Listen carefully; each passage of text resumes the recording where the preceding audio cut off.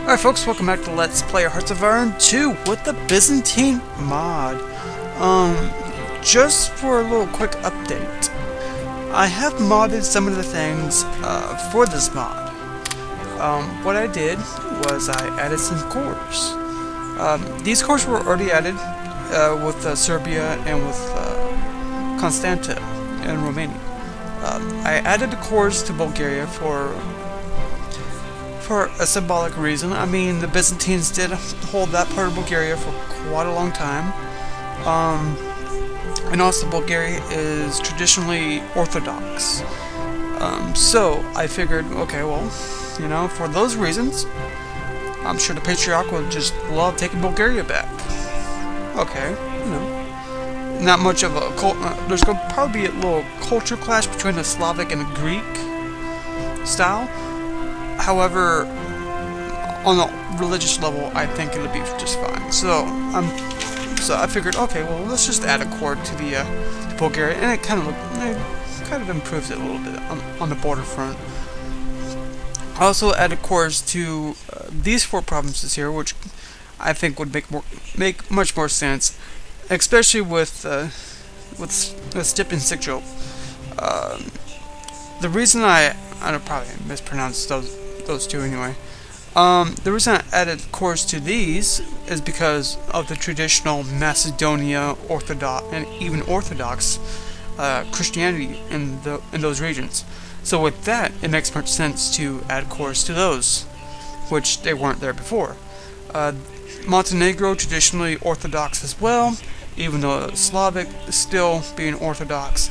And even if you count, actually, if you count the first Balkan War, they would actually come close to being cores anyway. If you know, follow the EU3 style of core making. Excuse me. Even Pristina, again Orthodox. Okay, well, let's add it. And since they were occupied by the Byzantine Empire for quite a long time, figure add a core to it. Of course, these were already there, and if you really think about it, with the Patriarch trying to announcing the revival of the Roman Empire, I think these 4 would actually be a better choice for cores, and even Bulgaria. The remaining parts of Bulgaria anyway, so I figured, hey, why not? Another thing, when I was going through the save file, I found a couple of areas that didn't have cores in the last couple of videos for some reason. Don't know why, but somehow I kind of activated it a little bit just by going through it. And these cores are right here in the Soviet Union, or actually present-day Georgia. These cores are just activated by me just going through the save file, so I'm guessing that these were intended to be cores at one time in the original, but somehow didn't really work. And then when I went through the save file and then saved it again, came back to the game, these cores were activated as such. So that was kind of interesting. But then again, I'm sure they were added in the event. I'm not sure. I went through the video and it didn't really look like it. I could have missed it. I don't know. And of course, these cores were already there because of the revival event. So with that, let's get going. First, let me turn this off. You can see there's a little ID down here. It's pretty much the province IDs for each of them. And yeah, that's all it does. Let's get going with 1939. Little quick update, of course. Germany's taken Austria and even parts of Czechoslovakia.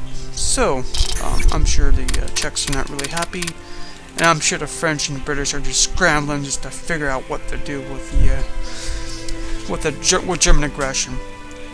Soviet Union a little further away, even though they kind of technically have a no, they don't. Which is quite interesting, since Czechoslovakia was really actually was the staging ground if the French didn't bow out like they did in real life, that the French and the Soviet alliance would have come in and try to deal with the Germans at the time. But since the French just said screw it, take it, the Soviets didn't do anything about it. So at least that's how I remember some of the things about it. Could be wrong. I'm not always right, folks. So and I can pretty much admit it that when I'm wrong, I'm wrong.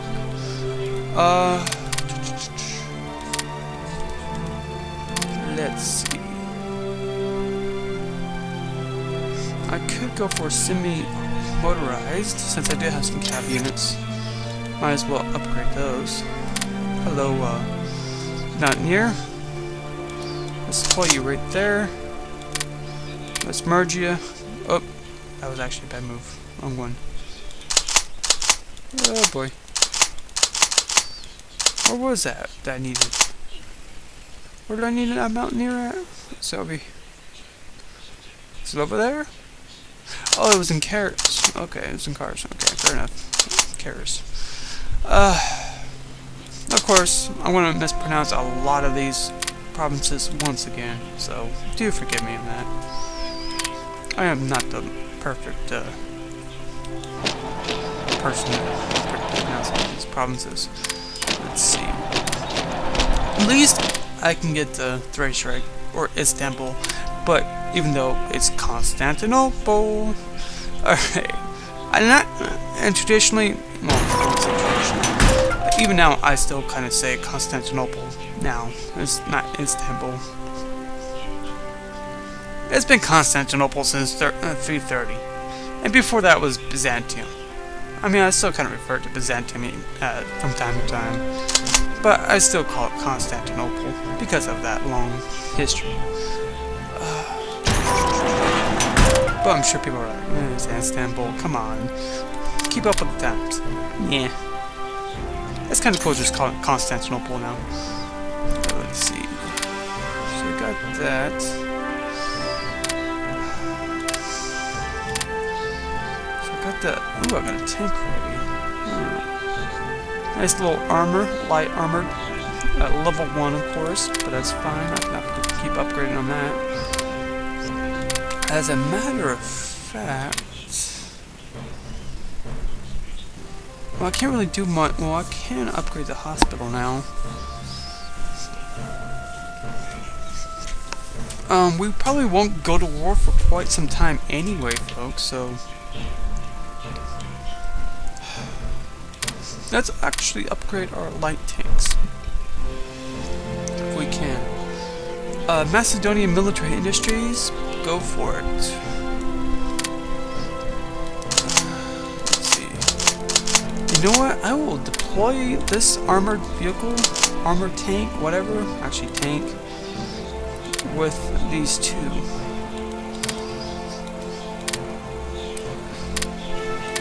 It's not really going to give me the... Let's see.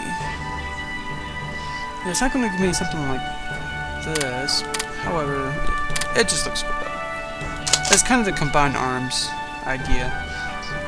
I do believe it's I think it is a 2-to-1 ratio. I gotta remember. I really don't remember all the bonuses. But I think it is 2-to-1 for combined arms. And that's pretty much what this is right here. So we're not gonna get it because I chose a different route. But if you want to combine arms, that's the way to do it. But I think it looks cool doing that way too. Kind of have like 2-to-1 there, instead of just like pure armored and then pure infantry. And kind of mix it up a little bit. Let's see. All right, let's review. All right, very cool. Looks like I'm not going to really worry about what I was worrying about. That's fine. Let's see.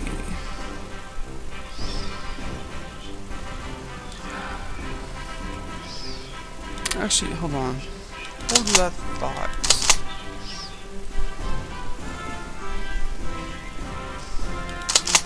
Actually, you know what? Okay. I know what I'm going to do. Let's ship this cavalry out.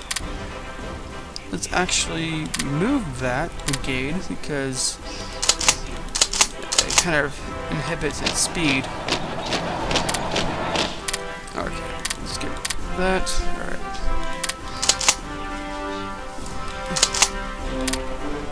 Combine it 4, 5, 6, and kind of 7-ish. Remove and choose someone else.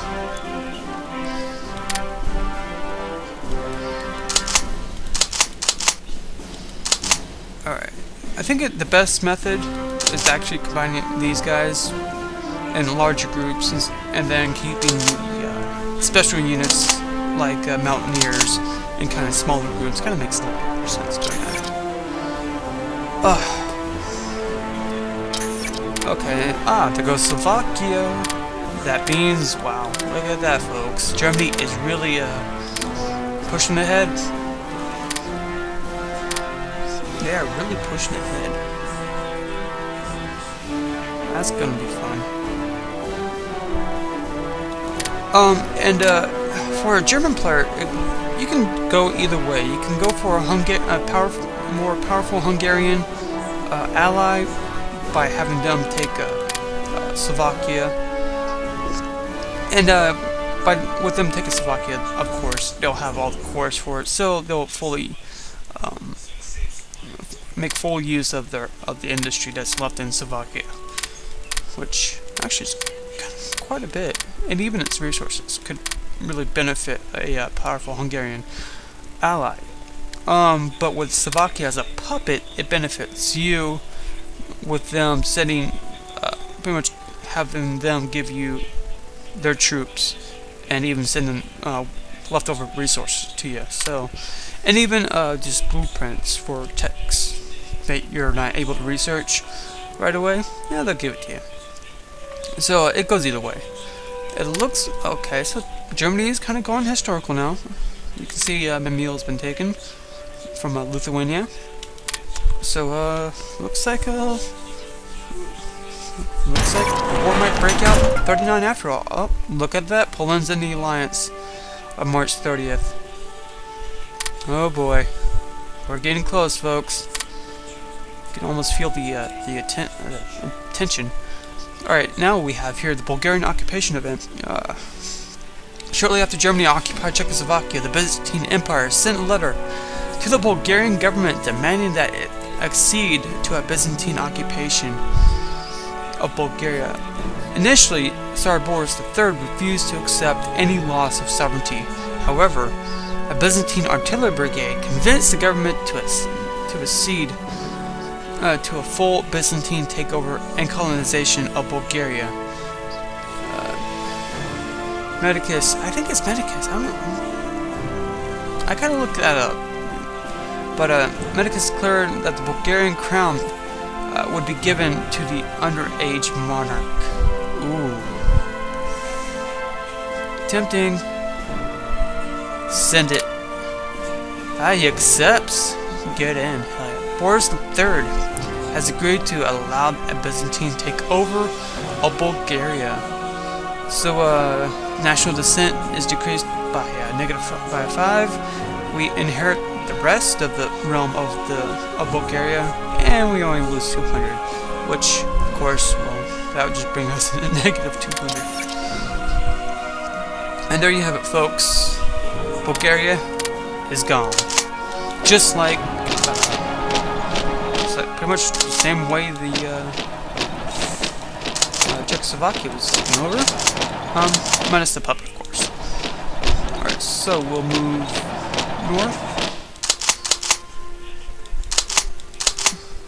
Move them north,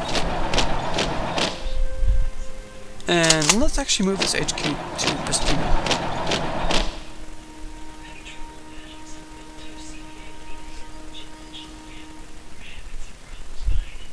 Okay, and that should be good.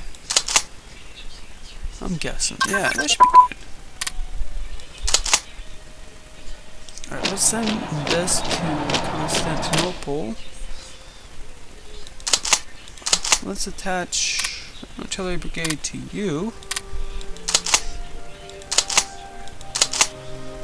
Alright. Looking good, looking good. Okay, cool. See? I told you it would benefit me and benefit the Empire to have the crown at least taken from Bulgaria, so I might as well add the cores to it, in which the event really didn't have that chance. So it makes a little more sense to actually have the cores on it, since the Byzantines did have claim on it, and of course since the Germans had a claim on the rest of pretty much of Inner Bohemia, I might as well just take it like that.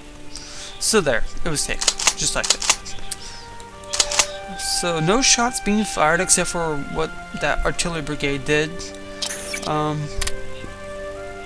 far so good. And ooh, non-aggression pact expired between Yugoslavia and Romania. Oh boy. Alright, let's go.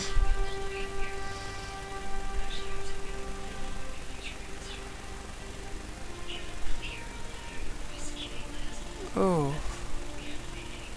You know what? I'm trying to look at it because the upgrade time and cost is decreased by -5%. Consumer goods would be increased by 4. Money from consumer goods to 0. And then tax salary is increased by 5%. At the current we're at now, minus 10% money from consumer goods.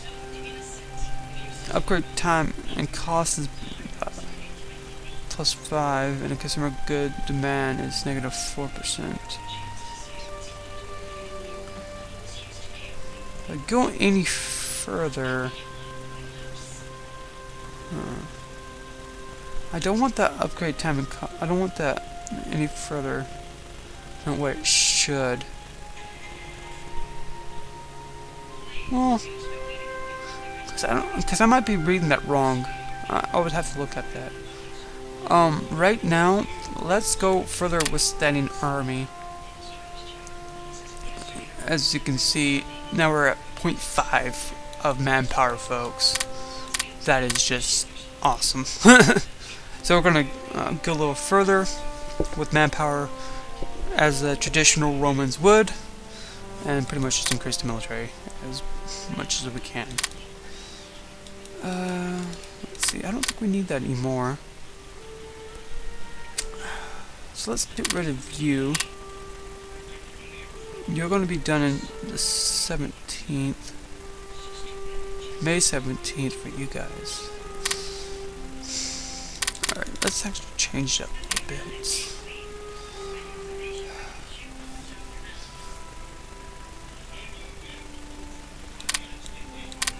Ooh, look at that. We'll go 9. Oh, yeah. Wow, we're going 6.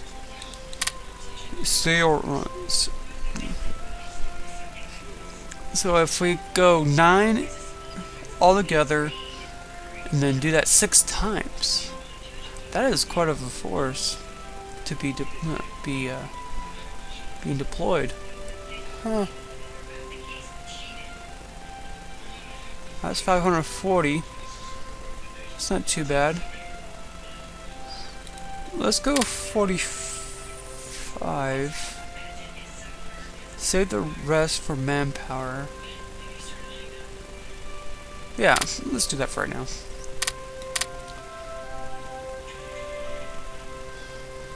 I think the main threat, of course, will be coming from the west, not from the east. And it's kind of interesting how Byzantine history works, and even in this kind of situation, folks. If you guys remember the situation with the Third Crusade, and if you guys remember, or if for the people that know their kind of history of, I don't know, the Third Crusade, when the German kingdoms kind of had a more of a influence towards it. With the if you guys remember, one of the famous people from the Third Crusade of the German emperor named Frederick Barbarossa. Ah, yes, Frederick Barbarossa. There is some kind of operation that happened 41, in which Germans invade the Soviet Union, called Operation Barbarossa. Kind of interesting, don't you think? Byzantine Empire still around? Germans? Gonna use Barbarossa's name. Huh. Anyway, enough of that weird, dumb, sarcastic mark. I mean, the Third Crusade was not by any means a success.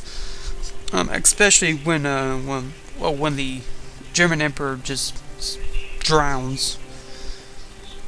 I mean, there's so many different ways that he drowned. In the book here that I've got, the Lost to the West, it says here the fearsome German Emperor Frederick Barbarossa had drowned in a freak accident while crossing the Selef River in the southeastern Anatolia. I think there's many different ways you can look at it, and even what was it in the game Age of Empires 2, in which you had the capability of playing like you played was it I know it was the Teutonic Knights, and it was the Frederick Barbarossa campaign, and you pretty much you control what his kind of destiny was, and in the story in which at the part where he drowns, there's and that they mentioned that he didn't take off his armor, that when he saw the river, he just immediately jumped right in, and because of the weight of the armor, it just made him drown. So it seems like there's so many different stories about it, and I find it that quite interesting. Now, I think it might have been maybe more of an accident or stupidity on his part, because he saw water, and I think he just wanted to kind of relax. Well, not really relax, but enjoy it. But just was stupid enough. I do believe that part, that anybody who has been treading through a desert for so long would just do something stupid and just jump right in, not really think about taking off their armor. So I kind of believe that. So, but kind of the interaction with the Germans and the Byzantines in that time. But if you really think about it, the relationship between the Byzantines and the Germans at that time, being called the Holy Roman Empire, trying to revive the Western Empire in some way, kind of not really honoring the Romans, but kind of pissing off the Byzantines. I mean, in essence, that's what it was to piss them off, and it kind of worked. But in some ways, there was some good relationship at some moments. Some weren't. It depended. And even with Frederick Barbarossa, when he arrived with a very large army, was it Manuel? I think it was Manuel. Or no.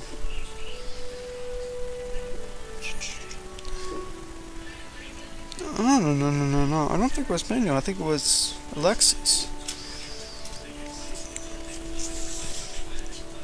No, not Alexis. That came later. What was it? I think it was Manuel. Yeah, it was one of those emperors. I'll find out.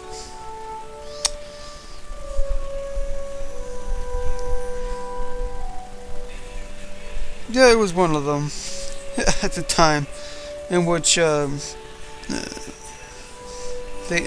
had a hard time seeing when they saw the huge army. They refused to bring the Crusaders in because of how undisciplined they were. Those people just signed up because they were just lusting for blood and glory and all that in the Middle East, and they were just rabbles. That's all they pretty much were. And the Byzantines refused to let them in at times, and I think Frederick put the Constantinople at siege just for a bit, if you can consider it a siege. Anyway, just kind of random tidbits. I'm just going off a tangent. Alright. We don't have any money. Can't demand territory. He's still got decent relations with the Soviets. It's kind of weird. It's weird that having decent relations with Soviets. I never had decent relationship with the Soviets. Ever. What the hell? Well, maybe it's kind of technically in the Mod 33. But other than that, it's just weird having decent relations with the Soviets. Alright, so I'm going to deploy all these guys here. Combine them. Kind of promote him. And there you have it. Kind of a nice little defense there.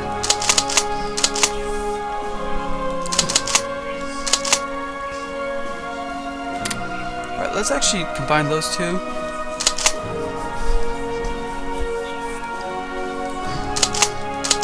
So I'm going to try to kind of have a larger infantry-based army in the west, and probably even more so in the east. Well, not really more so, but less so. I won't have too many troops in the east. I don't as much, but I still don't trust the Soviets, though. I just don't.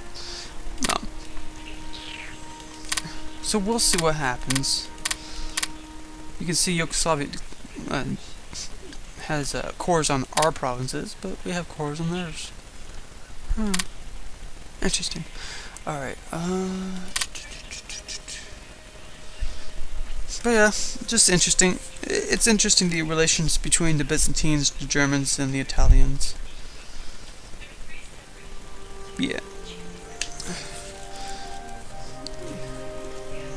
And even the way the relationship ended between the East and the West was quite interesting. I think I might have mentioned that before, in which the Patriarch kind of insulted the Pope, and just not really well, depending on the culture that you're looking at, it kind of was and it kind of wasn't, but it depends on the level of stupidity. I think it was stupid on the Pope's part at the time, because the Patriarch called him brother, even though the Pope didn't see that as him being equal. He thought he was more superior and whatever. Anyway, enough of that. So, just interesting. Good book.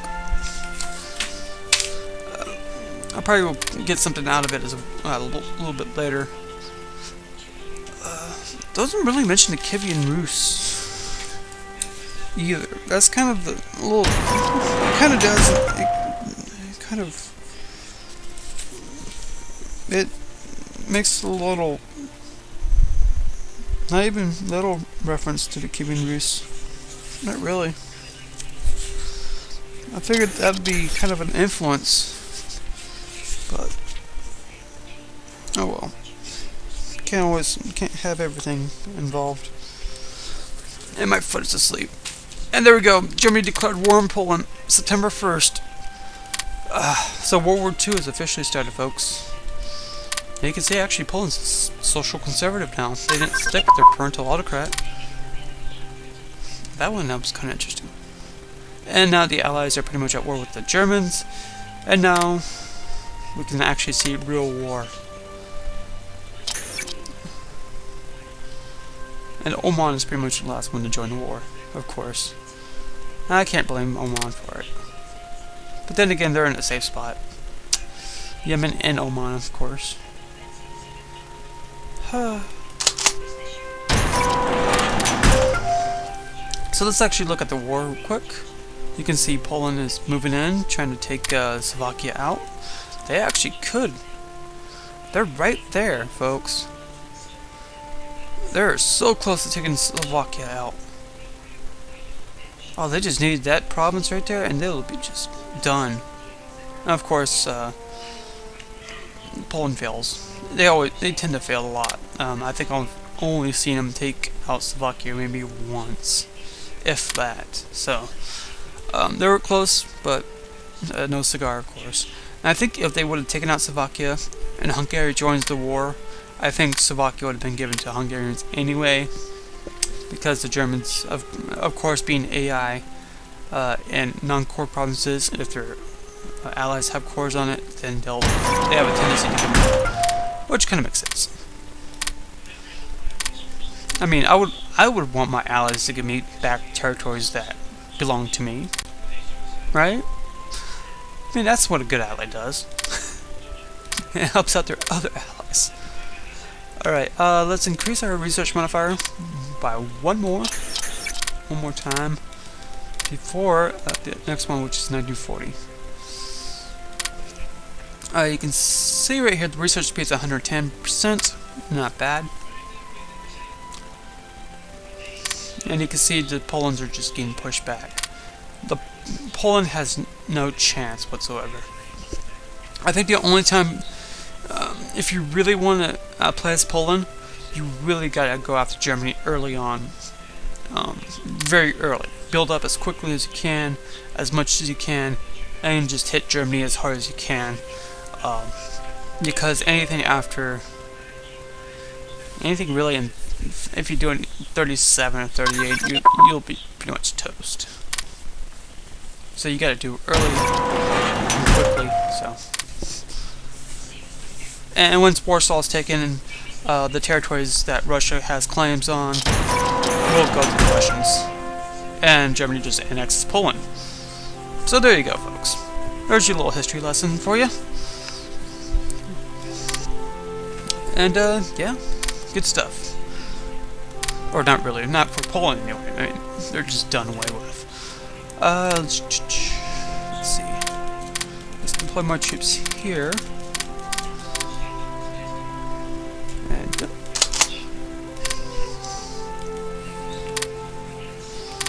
alright, promote him to field marshal. Kind of move up the all that lieutenant generals to kind of field marshal status. Alright, so let's see. Since I'm not at war with anybody just yet, might as well just have the no fog off so you guys can see what's going on. Let's actually go to Asia real quick because we haven't seen what's going on over there. And as usual, the Chinese are just getting their asses kicked. That is no surprise whatsoever. Chinese being Chinese in this game, they really don't do too well. I mean, I'm not offending any Chinese, of course. Not doing any offensive towards the Chinese. It's just, it happens. In Hearts of Iron 2, China just get their ass kicked. There are, however, been exceptions in which China does kick some ass, and that's mostly when I'm playing. When I'm playing, the Japanese always get their asses kicked. Enough said. Alright, we can see the communists and the nationalists have actually made a little alliance, and that the nationalists are using the communists' territory to go after the Japanese. And I think by doing this is kind of a mistake for the nationalists because I think I'm not sure if it gives back the territory to that. I'm not sure. There's so many weird things that go on with this game. But I think that goes back to the nationalists, not to the communist.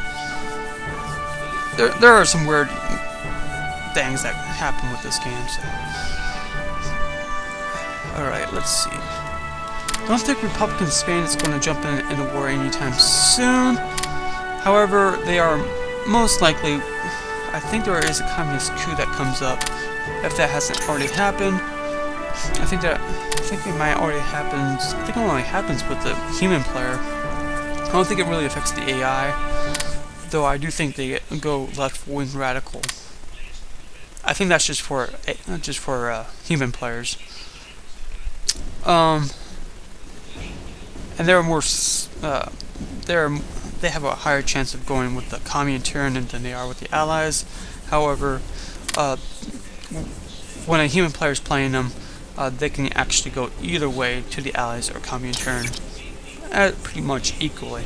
And you can see here the Soviet-Finnish War started.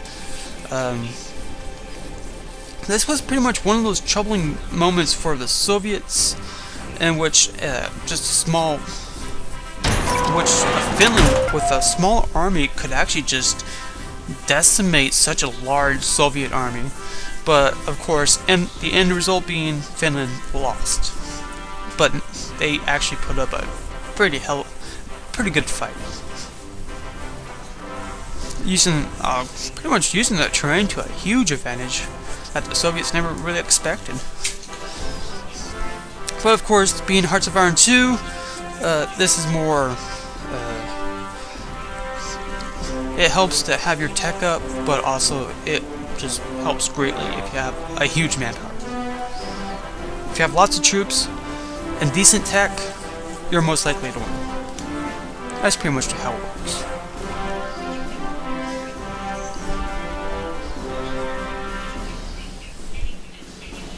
Alright, so Finland's going to probably lose. Actually, they're most likely going to lose. And they'll probably either give up territory or they're just going to be completely annexed. And most likely they'll just give up some territory.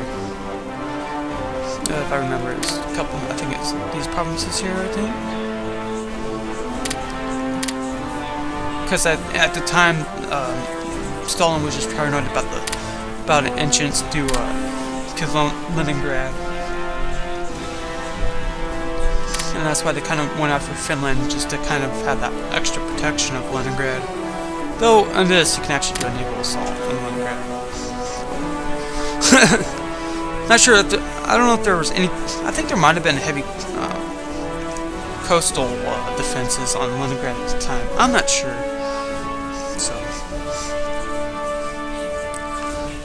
what else? You can see how close they are to Hungary right now. Kind of scary for Hungary right there. You can see through my deployment thing, my troop deployment, Hungary is not part of the Axis yet. But they will be, I think. Anyway. Alright, let's deploy these 9 here.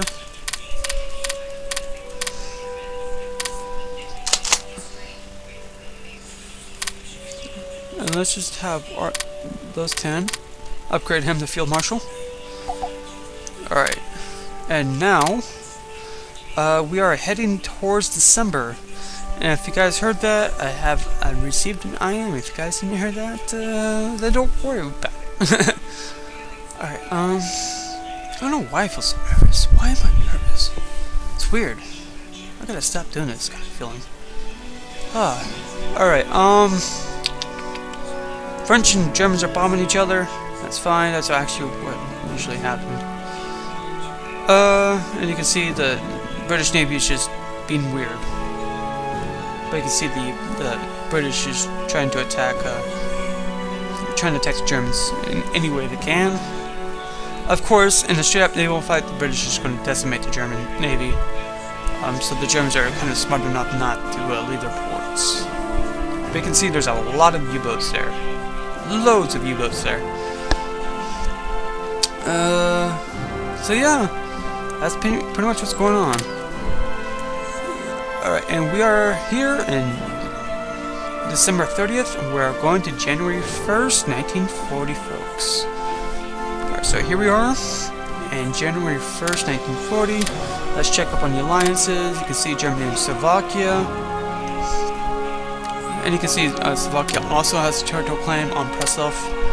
But of course, Hungary being Hungary, they're not going to give it up. That's the only land they got. I think it was a lot less than what they actually received in the war. If I remember, yeah, they didn't really receive too much territory from the annexation of Czechoslovakia at the time, so they were kind of gypped, I think. But it's Hitler. What do you expect? He's not going to give up too much land to you. Oh yeah. Let's see the Allies real quick. Here's the Allies. Nothing new. The Comintern, nothing new. And the Byzantine Empire, nothing new. But we got a considerable amount of claims on a lot of people, so we'll try to do something about that in 1940, folks. So with that, I certainly hope you guys enjoyed. I know I didn't do much except for deploy my troops, but we've saw a nice little conquest of what Germany did. So in the next video, we'll definitely try to do something with our troops. Actually, you know what? Before we go, let's check the army comparisons right now. Yeah, I got 83 now. I am I'm placed in 4th. I'm higher than France and Britain. Nice. Hell yeah. 60 infantry, 15 mountaineers. Oh yeah. We're definitely getting up there, folks. We're definitely going. We're even catching up to National China. We're catching up to National China, folks. That is just crazy. But then again, Germany surpassed National China anyway, so. But the more troops we produce, we're definitely gonna be a threat that needs to be dealt with. But hopefully we're not gonna be dealt with. At least I'm hoping anyway. I mean, you never know. You just never know with this game. But we'll definitely keep moving up and see what happens as far as future alliances go. So with that, let's save the game. There we go. And there you have it, folks. I hope you guys enjoyed. See you guys later for the next video of 1940 on Hearts of Iron 2 with the Byzantine mod. See you guys later.